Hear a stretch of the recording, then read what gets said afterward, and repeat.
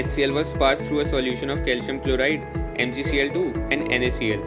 Which of the following compounds crystallizes? Only NaCl, only MgCl2, NaCl, MgCl2, calcium chloride, both MgCl2 and calcium chloride. Step 1, understand the problem. HCl है, उसको हमने पास किया solution से जिसमें calcium chloride, MgCl2 और NaCl है, तो इनमें से कौन से क्रिस्टलाइज करेंगे, कौन से compound? Step 2, solve the problem. NaCl जब ब्रेक होगा तो Na प्लस और Cl माइनस में होगा, MgCl2 Mg2 प्लस और 2Cl माइनस में होगा, और calcium chloride calcium ion plus 2Cl minus में होगा.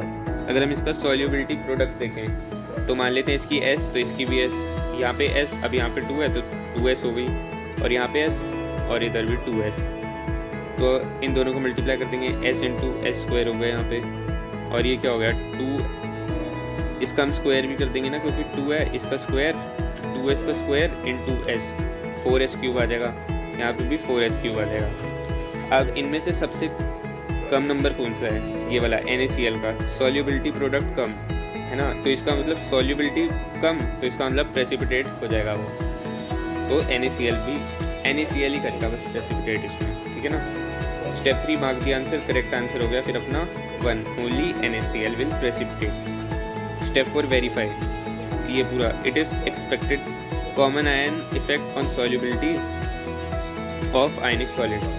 It is expected from Le-Chatelier's principle that if we increase the concentration of any one of the ions, it should combine with the ion of its opposite charge and some of the salt will be precipitated till once again Ksp is equals to Qsp.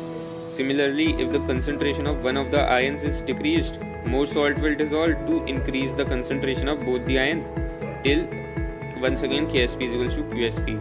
This is applicable even to soluble salts like sodium chloride, except that due to higher concentration of the ions, we use their activities instead of their molarities in the expression for QSP. Thus, if we take a saturated अब यहाँ से अपनी main बात शुरू है. Thus, if we take a saturated solution of sodium chloride and pass HCl gas through it, then sodium chloride is precipitated due to increased concentration and activity of chloride ion available from the dissociation of HCl. Sodium chloride thus obtained is of very high purity and we can get rid of impurities like sodium and magnesium sulfates. ठीक है, verified.